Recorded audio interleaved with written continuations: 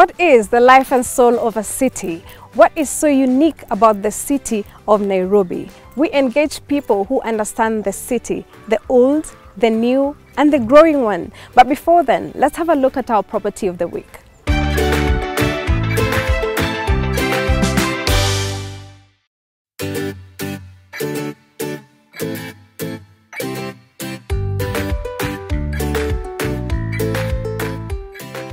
Tucked away in what used to be a tea plantation near the Paradise Lost along Kiambu Road, just 10 kilometers from the central business district of Nairobi, is the amazing Kencom Sacco Villas in Runda. This is a place to call home.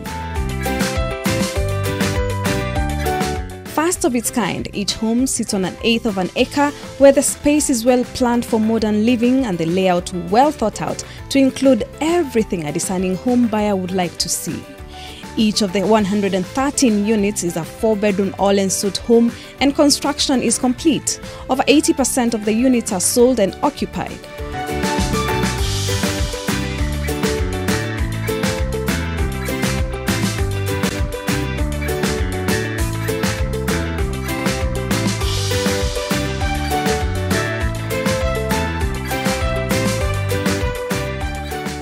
The sunken living room has multiple focal points. The neatly polished wooden laminated flooring accentuates the mahogany theme of the house while enhancing the appearance, style, and versatility of decor. This pass-through window and the extra counter space increases convenience and makes it easy to serve food.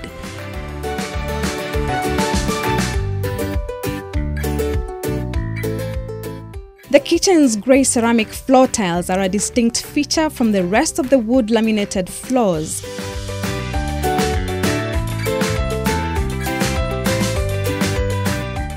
The granite countertops blend well with the laminated cabinets and pull-out drawers that have hydraulic hinges.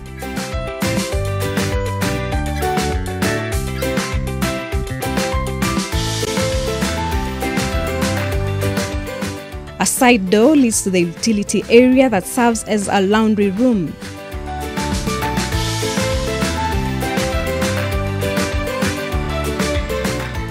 The self-contained servants' quarter is ensuite and has a separate entrance.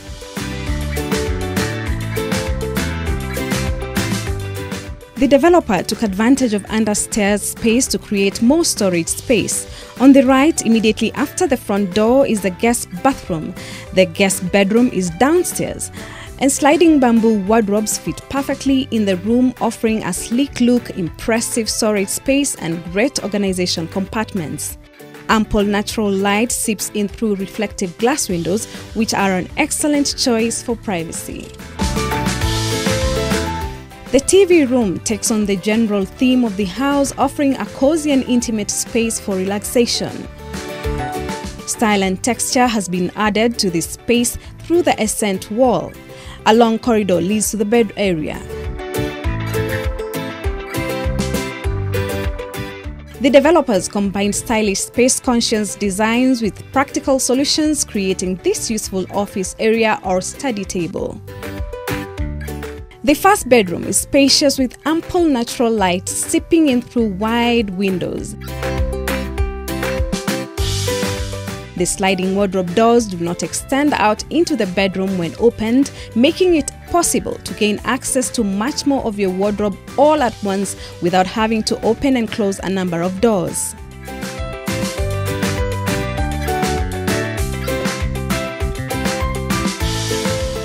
The second bedroom is similar to the first with ample storage space and beautiful lighting fixtures.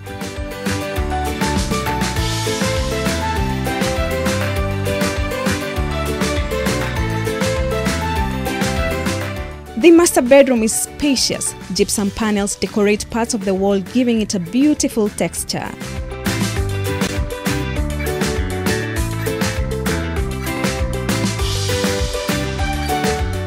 The walk-in closets provides ample storage space for him and her.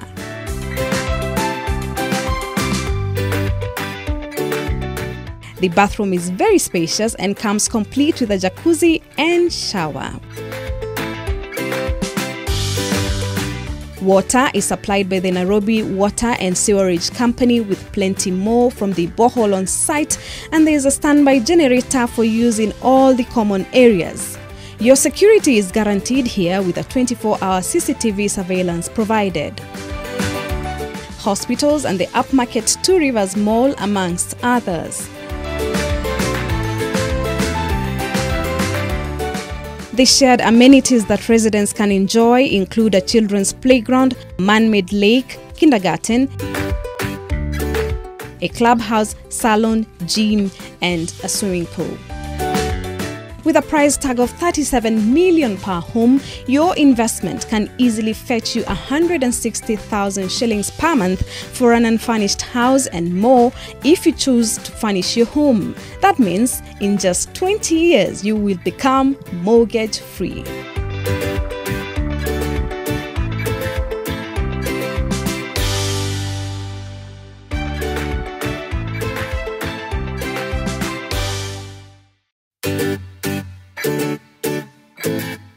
Hi, so today we're making eggshell decorations, and it's a very simple and easy way to decorate your home. You can place the eggshells anywhere in your home. You can place them on your coffee table, on your dining table, on your console table, or any table you choose to place them. They're really, really pretty. I'm going to show you how, and we'll start with the ingredients. And these are the ingredients that you'll need. Eggs, which you can easily get from your mama mboga or your supermarket, your local supermarket, your brush, and then the paint. This is water paint, and it's so easy to remove in case it stains. And a spoon to break the eggs.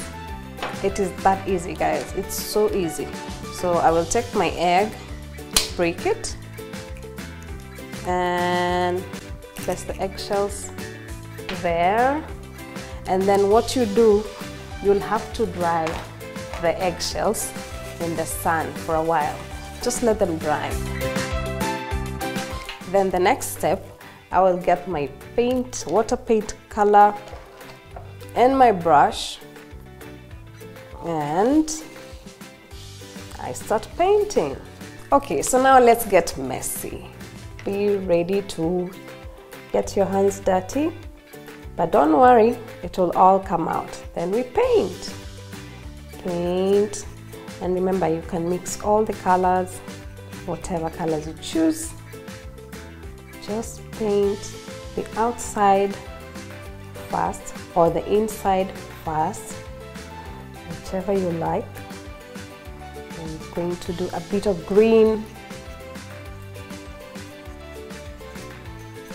over there. Don't worry about getting messy, really. That's the beauty of this.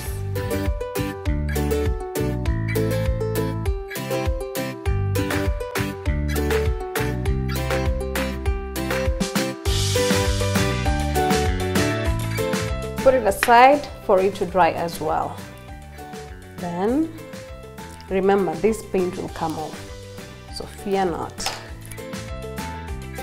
So the next step is to simply get an empty bowl like this one. Mine is clear, and it's better because then when you place the eggshells, you can see them from far and they just look pretty. And then just place them one by one, even looking up, some looking down, whichever way. Remember, we're just having fun. So here we have now our beautiful eggshells. Remember, you can always use any kind of eggshells you can use. Remember, guys, you can share with us your DIY ideas. We'd love to show them. We just want to be creative and just share with you and have some fun with you. You can do that on our social media platforms. Until the next DIY, thank you. Let me keep doing this.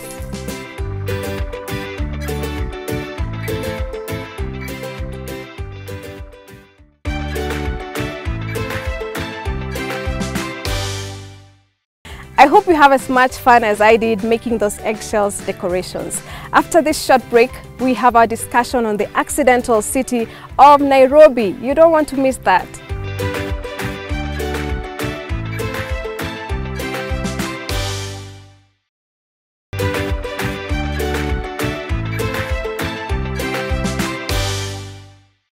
How important is understanding the history of a place before settling in? Do you know the history of the place you call home? And why is Nairobi called the accidental city? To help us understand some of these things is Dr. Kenneth Ombogi, Senior Lecturer of History at the University of Nairobi. This city we call Nairobi is also known as the accidental city. Does that mean it wasn't meant to be? In a sense, yes. You see, Nairobi is a purely colonial city. Just like Kenya itself, it is founding and settlement was purely an accident. Just like many other towns in the country, Nairobi was a product of what then was called the Uganda Railway. The Uganda Railway implied basically that the imperial interests of the British when they came to this region were not in the area that we now call Kenya. Actually, their interest was in Uganda. Okay. So the British wanted to control Uganda, the source of the Nile, partly because of their very strong interests in Egypt. So what could become Kenya was simply seen as a footpath to Uganda. That's why the railway that will lead them from the Indian Ocean to Lake Victoria was called the Uganda Railway. So according to the initial plan of the Uganda Railway, their headquarters that will connect the railway between the earth plains and the highlands was supposed to be in present-day uplands, Kikuyu. Okay. That is what the plan was. But interestingly, when the engineers who were supervising the construction of the Uganda Railway came to the ground, they actually discovered that it was much more difficult to place the rail linings in uplands in Kikuyu, and they relocated that from there to where Nairobi is, the headquarters of the railway, because of its flat nature. And with the location of that headquarters, the foundation of what could become Nairobi was actually laid. Will these issues that we have today, or we see today, have been averted if this city was planned? True, things could have been done differently, but you cannot change that kind of history, because that is what led to the very interesting contradictions that you see in the city even up to today. Nairobi is a paradox of a very modern city with many trappings of the old age. You only need to move away from the central business district to realize that. That even the suburban areas that are emerging around Nairobi, they are emerging purely as accidents. What should change? Probably we need to be ready to change and emulate what has happened elsewhere. Think of Nigeria. Nigeria? Yes. Lagos was a very ancient city in Nigeria. But at some point, it became a little bit too big and a little bit too unmanageable to be, the capital city of the great country of Nigeria. The Nigerian administration deliberately changed that from Lagos, and they went to a place and planned a new city, which is now the capital city of Nigeria, called Abuja. Can we correct those errors now? It is quite possible. Because it all really depends on leadership. We need to recognize the challenges we face, particularly in the rapid growth of Nairobi. We need to have the wherewithal to stamp our foot down and begin implementing. Stop talking, stop politicking, and begin implementing some of these great plans that will improve the service provision and the infrastructure of this city. So we have a number of other planned cities coming up in different places of the country. What do you think needs to be done differently so that we don't have the same kind of situation that we're having in Nairobi, for instance? The sad situation is, if you look at the recent history of urbanization in Kenya, the model of their growth is unfortunately not very different from Nairobi. We need to make some concerted efforts and ask ourselves a very fundamental question on how our towns are growing. To stem the huge rural urban migration, which seems only to affect our major cities, Nairobi, Mombasa, Nakuru, and Kisumu. The product of this is because these are the cities that are centers of the major economic activities. Now, with devolution, it is important to deliberately plan so that we can shift some of our economic activities to the emerging towns, so that we are able to decongest Nairobi, to decongest Mombasa, Nakuru, and Kisumu. Historically speaking, people have always moved from one place to another. What will stop people from moving? People will keep moving because all you need are factors for push and pull. Factors for push in areas where they are coming from, and factors for pull in areas where they are going to.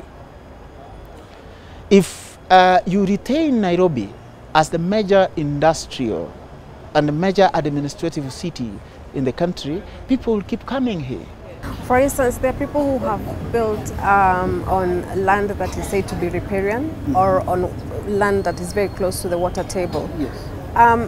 How can some of these things be avoided if you're to understand what that place entails, how that place came about? Yes. Nairobi, before it became what we know it today, was a place where the Maasai herdsmen will retreat to when the earth plains dry up. Because of its many swampy and marsh areas and small rivers, it will provide a relief for the Maasai herdsmen during the dry spell in the earth plains. No wonder they are moving here even up to today. And then we think they are doing something unthinkable. No. So given that kind of history, there are certain things we need to do in our constructions to protect some of these riparian areas. If we don't, as always, nature will take its course. If you are building story houses on a marshy swamp area, naturally the foundations are going to be delicate. So how are people to know that this place was swampy or a swampy land? If you see some of the plans of our city, it's only that we don't follow them. The areas where we are not supposed to do multiple stories of buildings are very clearly known. Nairobi is made up of two main areas. There's the raised place, the hilly place to the west of Nairobi, preferred by the Europeans during the colonial period, the upper hill. That's why the very first residential houses of the white settlers in Nairobi were in upper hill. The very first modern house in Nairobi was Engineer Patterson's house in upper hill. Why didn't we stick to the plan? It all boils down to leadership. I don't think whether I can answer it in any better way. Thank you so much, Dr. Kenneth Mbugua, for that very informative discussion. We truly, truly appreciate it, and we have seen how important it is to find out, to have some knowledge of a place you want to settle in. And that's it for this discussion. Now you know how important it is to ask those questions before settling in any place you want to call home.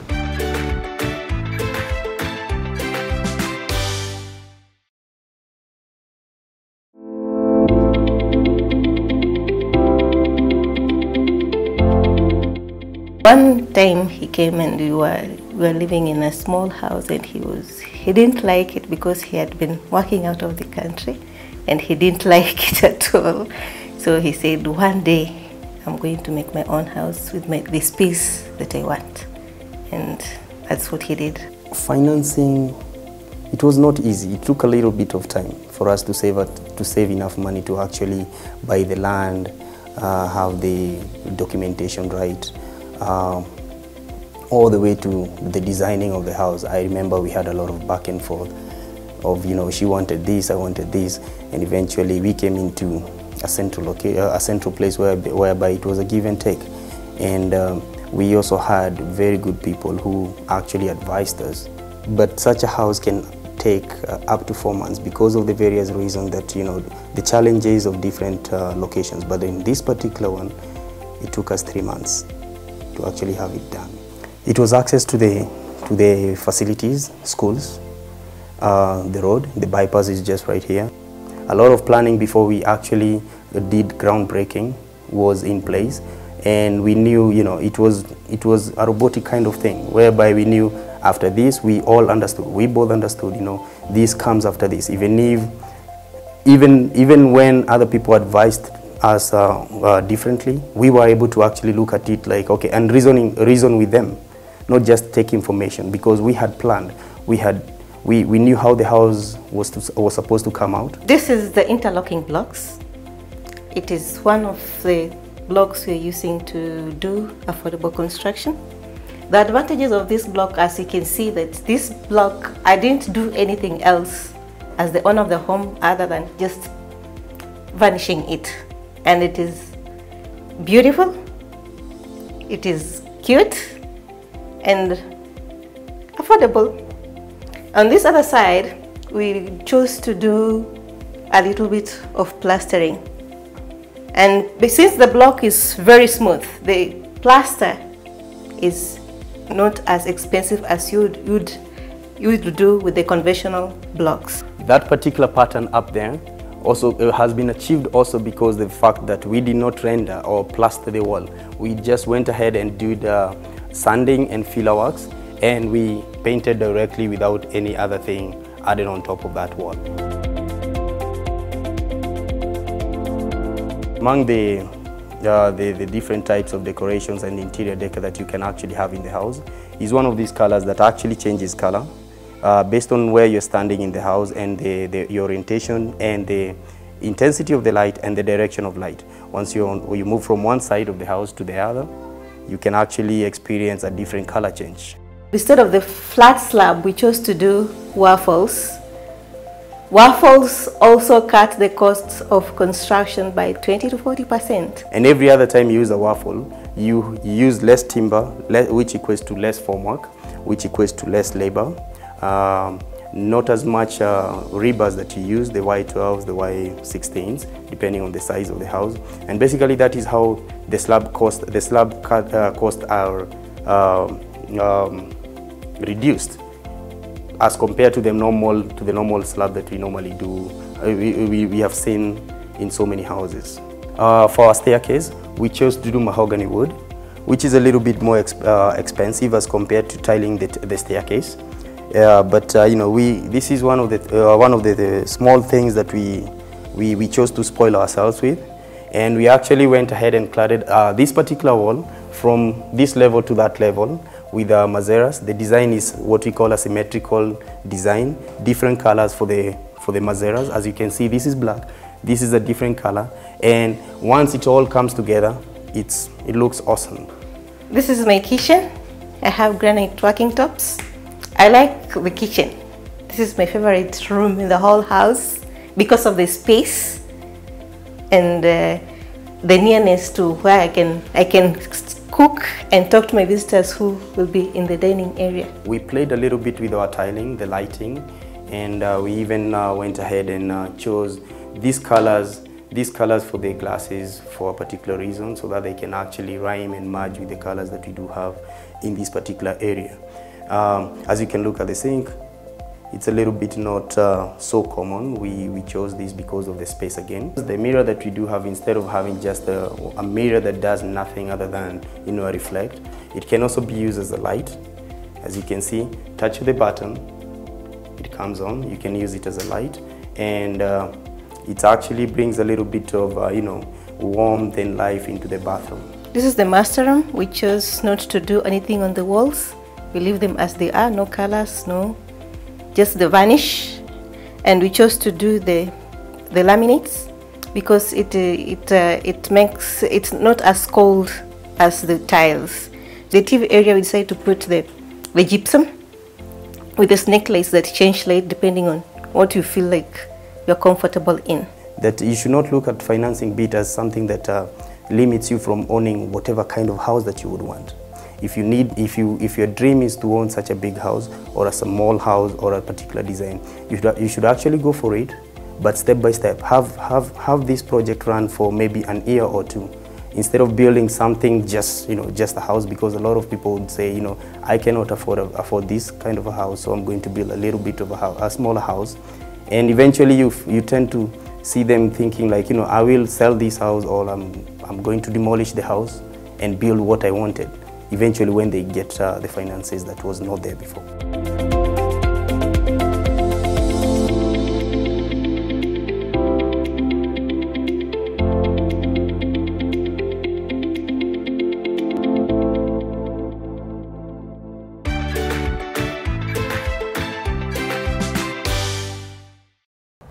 That's all we had time for this lovely Sunday evening. Thank you so much for joining us. Remember, you can share your ideas and concerns with us, and let's walk this journey together.